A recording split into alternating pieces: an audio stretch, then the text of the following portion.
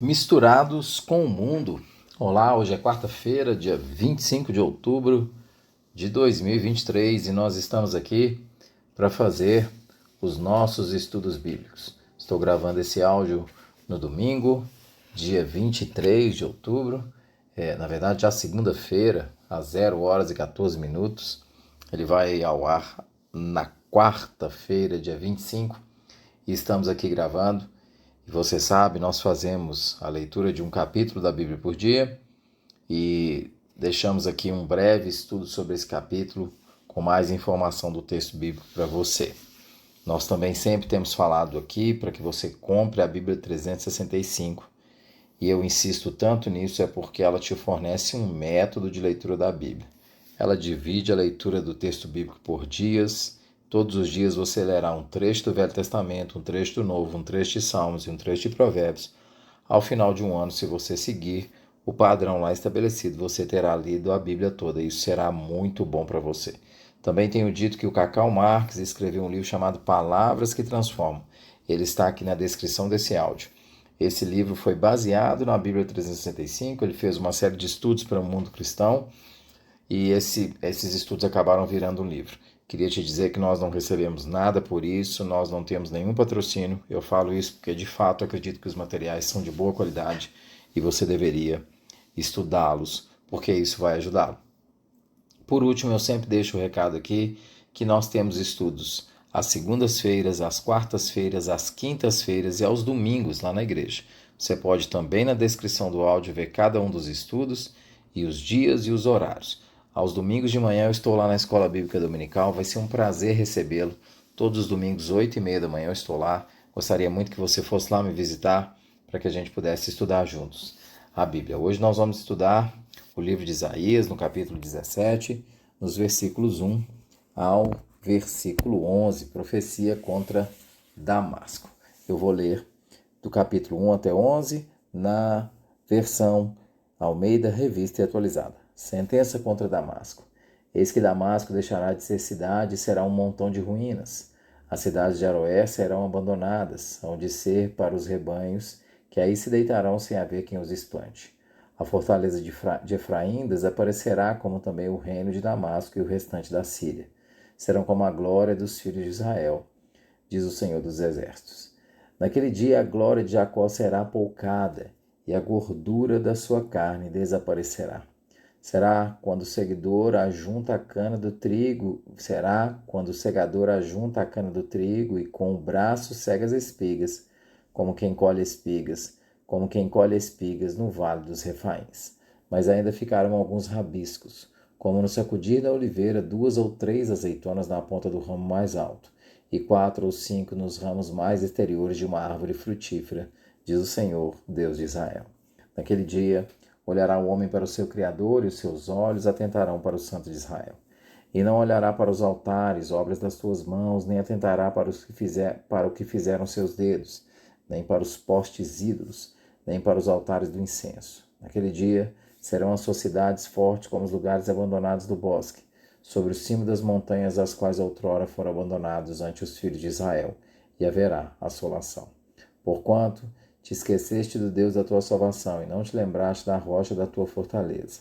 Ainda que faças plantações formosas e plantes mudas de fora, e no dia em que as plantares, as fizeres crescer, e na manhã seguinte as fizeres florescer, ainda assim a colheita voará no dia da tribulação e das dores incuráveis.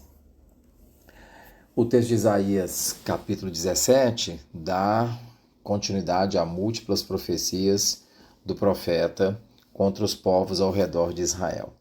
E Isaías 17 especificamente, por isso eu chamei o estudo de Misturados com o Mundo, mostra os efeitos de uma nação de Israel imiscuída, misturada com as nações ao seu redor, quase que vivendo de forma igual. A profecia começa sendo direcionada contra Damasco e a Síria, mas no versículo 3 ele fala que bastante emblemático, a fortaleza de Efraim desaparecerá, como também o reino de Damasco e o restante da Síria. Serão como a glória dos filhos de Israel. O que vai acontecer com a Síria vai ser o mesmo que acontecerá com a glória dos filhos de Israel. Ela vai simplesmente se desvanecer, ela vai simplesmente morrer. É bom destacar que nós afirmamos que a primeira parte do livro de Isaías, os capítulos 1 a 37, mostram o Senhor como rei. A figura de um novo rei que vem substituir reinados fracassados. Mas se nós pegamos cada um desses trechos de 1 a 37 e separamos, nós vemos que de 1 a 5 nós temos uma introdução, uma história pregressa ao chamamento do profeta que acontece no capítulo 6. E esse chamamento e esse cenário pregresso é um cenário de total derrocada moral do povo de Israel, aqui entendido Israel como Reino do Norte, ok, meus queridos? Entendido como Reino do Norte. Os capítulos 6 a 12 vão fornecer uma estrutura com uma ênfase comum no Santo Exaltado de Sião. Então, nos capítulos 6 a 12, nós vamos ver várias vezes a menção ao surgimento da esperança na profecia do surgimento de Cristo. Nós vemos isso, por exemplo, em 6, de 1 a 3, nós vemos isso no capítulo 12, versículo 6, nós vemos diversas menções ao surgimento de um novo rei na casa de Davi. E esse trecho de 6 a 12 combina com a visão do rei que está por vir. Nós vemos isso lá em 9, de 1 a 7, nós vemos isso no capítulo 11, de 1 a 10. Então nós podemos ver a glória da pessoa de Cristo, a perfeição de seu reino e de seu domínio mundial. Você pode procurar lá no capítulo 9, versículo 7, você vai ver isso. Lá no capítulo 11, versículo 10, você também vai ver isso. E especificamente nesses trechos que estamos agora, nós estamos em Isaías 17, isso faz parte do trecho entre os capítulos 13 e 27, nos quais o profeta mostra uma realidade paradoxal. Ele mostra duas realidades que elas são um paradoxo. Ela mostra o povo de Deus rodeado pelos povos do mundo, Israel e as nações vizinhas misturadas e várias vezes misturadas em pecado. Há um claro registro de fracasso e decadência dessa mistura. Então o juízo vem tanto sobre o povo de Israel, o reino do norte, vou repetir isso, como também para outros povos, e é exatamente isso que nós vimos nas profecias contra Moabe, 15 e 16, capítulos 15 e 16, como nós vimos também como nós estamos vendo também a profecia aqui contra a Síria e contra Damasco, mas especificamente na profecia contra a Síria e Damasco, Isaías mistura a discussão das cidades de Damasco com cidades de Israel. Então ele vai dizer, ele começa a sentença contra Damasco. Eis que Damasco deixará de ser cidade e vai ser um monte de ruínas. As cidades de Aroer serão abandonadas, hão de ser para os rebanhos que aí se deitarão, sem haver quem os espante. E aí no versículo 3, ele vai falar da fortaleza de Efraim, como também o reino de Damasco. Então ele vai falar da mistura entre Israel e entre os povos que estão ao seu redor. A mistura é uma mistura que traz um efeito perverso. Por isso nós chamamos nosso estudo de hoje de Misturados com o Mundo. Eu falei que é paradoxal porque, paradoxalmente, ele vai mencionar nesses trechos de 13 a 27 diversas vezes a figura dos remanescentes. Deus ainda há de deixar um remanescente. Sião vai espalhar suas promessas aos necessitados. E nós vemos isso no capítulo 15, melhor dizendo, do versículo 1, no capítulo 16, versículos 14. Ele vai acolher as nações quando vier governar, nós vemos isso lá em 24, 23. Ele vai estabelecer um banquete messiânico diante de todos, nós vemos isso em 25, 6 a 9. Ele vai receber os proscritos para adorar em seu santo monte, nós vemos isso em 17, 13. E nós vemos isso aqui especificamente nesse texto. Isaías fala no versículo 6, ainda ficarão alguns rabiscos, como no sacudir da oliveira, 2 ou 3 azeitonas na ponta do ramo mais alto e 4 ou 5 ramos mais exteriores de uma árvore frutífera, diz o Senhor, o Deus de Israel. Então ainda vai ficar um remanescente. Algumas azeitonas vão ficar ali na oliveira. O oráculo, portanto, de Isaías de 17, de 1 a 11, ele é uma descrição dessa lógica paradoxal, de uma mistura que acontece do povo de Deus com o povo que está ao seu redor. Capítulo 17 mostra uma Israel imiscuída, misturada com os povos ao seu redor. E a consequência disso é a total sequidão. Nós vemos no versículo 4, Isaías dizendo: naquele dia a glória de Jacó será apoucada e a gordura da sua carne desaparecerá. A consequência total sequidão é a perda da saúde, a gordura da sua carne desaparecerá. Será quando o segador ajunta a cana do trigo e com o braço cega as espigas, como quem colhe espigas no vale dos Refaíns. Vai haver uma total destruição. E Deus explica por que isso está sendo feito nos versículos 10 e 11. Ele diz: porquanto te esqueceste do Deus da tua salvação e não te lembraste da rocha da tua fortaleza, ainda que faças plantações formosas e plantes mudas de fora, e no dia em que plantares, as fizeres crescer, e na manhã seguinte as fizeres florescer, ainda assim a colheita voará no dia da tribulação e das dores incuráveis. Portanto, Damasco recebe a profecia de quem será destruída, assim como Israel também recebe essa profecia. O fato de Damasco receber essa profecia e Israel receber a profecia de destruição mostra que tudo, na verdade, esses povos todos estão pensando mais ou menos da mesma forma, estão agindo da mesma forma e estão misturados no seu pecado e na sua total depravação. Eu tenho duas impressões que eu julgo que sejam relevantes nessa hora para a gente refletir sobre por que a gente se mistura com o mundo. Por que o povo de Israel se misturou, por que a gente se mistura. A primeira delas é que se nós estamos misturados ao mundo, talvez é porque nós não sejamos de fato convertidos. E eu gostaria que você ouvisse isso com muito cuidado, com muito carinho, e não olhasse isso para pensar em outras pessoas, pensar na dificuldade das pessoas. Eu gostaria que você olhasse para isso como que você olhasse para a sua própria vida. O apóstolo Paulo fala que o homem deve analisar a si mesmo. O apóstolo João vai dizer na sua primeira epístola, por que eu estou dizendo isso?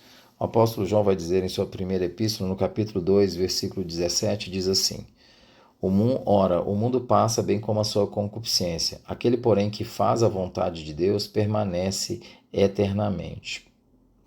E ele vai dizer no capítulo 2, versículo 15 assim: não ameis o mundo nem as coisas que há no mundo. Se alguém amar o mundo, o amor do Pai não está nele. Se alguém ama o mundo, o amor do Pai não está nele. É isso que o apóstolo João está dizendo.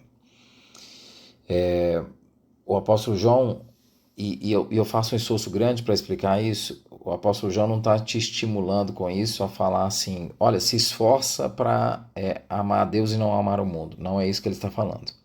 E por que não é isso que ele está falando? O apóstolo João não está falando que as nossas ações são a causa de nós não amarmos o mundo. Não, ele está dizendo que o fato de nós não amarmos o mundo é a consequência de nós amarmos a Deus. Ou seja, o nosso amor a Deus traz como consequência o não amar o mundo. E a forma que eu gosto de dizer, mais simples de explicar isso, é que ele é a videira, nós somos os ramos. Nós não somos, os ramos não agem por si só. Nós precisamos de Cristo. E se nós estamos em Cristo, nós somos novas criaturas. E se nós somos novas criaturas, há coerência moral nas nossas atitudes. Nós não nos misturamos ao mundo. Então, há aqui uma reflexão que é muito importante. Se nós amamos a Cristo, nós andamos como Ele andou. O apóstolo João vai dizer isso no capítulo 2, versículo 6. Nisso sabemos que estamos nele. 1 João, capítulo 2, versículo 6, o 5b diz: nisso sabemos que estamos nele. Aquele que diz que permanece nele, esse também deve andar como ele andou. Como é que nós sabemos se nós somos salvos? Nós amamos mais as coisas de Deus. Nós odiamos mais as coisas que Deus odeia. Nós amamos mais as coisas que Deus ama. Nós odiamos mais as coisas que Deus odeia. E nós nos aproximamos mais do caráter de Cristo Jesus. O apóstolo Paulo insta com Timóteo no capítulo 4, falando: toma cuidado de ti e da doutrina, seja coerente, para que todos vejam o seu progresso. Quando nós falamos isso, tem muita gente que levanta: mas conversão é um processo, conversão é um processo. É verdade, conversão é um processo. Mas é necessário que haja progresso. É necessário que haja evolução. É necessário que nessa caminhada nós sejamos mais parecidos com Cristo. É necessário que nessa caminhada nós estejamos mais próximos do Senhor. Uma das coisas mais curiosas é que nós temos gravados esses estudos aqui na igreja. Nós somos uma igreja com aproximadamente 800 pessoas. E as pessoas que ouvem esses estudos são 60, em média 60 pessoas, 70 pessoas ouvem esses estudos. É uma dificuldade imensa, as pessoas têm uma dificuldade enorme de ler a Bíblia. Ora, se as pessoas não amam a Escritura, provavelmente elas não amam aquilo que Deus ama. Então elas deviam pensar se esse é de fato a sua conversão. Eu ia falar de um segundo aspecto, mas eu vou deixar porque o estudo já se estendeu.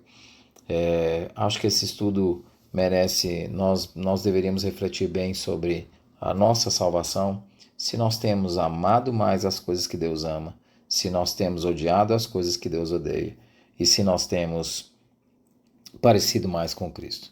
Isaías vai falar no capítulo 11, versículo 7, assim: naquele dia olhará o homem para o seu Criador e seus olhos atentarão para o Santo Israel. Não olhará mais para os seus altares, obras das suas mãos, nem atentará para o que fizeram os seus dedos, nem para os postes de ídolos, nem para os altares de incenso. Naquele dia serão as sociedades fortes como os lugares abandonados no bosque, sobre o cimo das montanhas, os quais outrora foram abandonados ante os filhos de Israel, e haverá assolação. No versículo 7 e no versículo 8, Isaías diz que no dia do remanescente, que ele menciona das azeitonas do versículo 6, as pessoas vão olhar para a obra das suas mãos e vão entender que a obra das suas mãos não vale nada, que o que importa é o Senhor e a sua vontade. Eu falei um pouco demais, mas nós misturamos com o mundo, e se nós misturamos com o mundo, uma das coisas que a gente devia fazer é questionar a nossa verdadeira salvação. O Martin Lloyd Jones diz que às vezes nós temos o que ele chama de conversão emocional. Nós vivemos uma vida dentro da igreja, mas sem amar mais as coisas de Deus, odiar mais as coisas que Deus odeia, e sem parecer mais com Jesus Cristo. Que Deus tenha misericórdia de nós.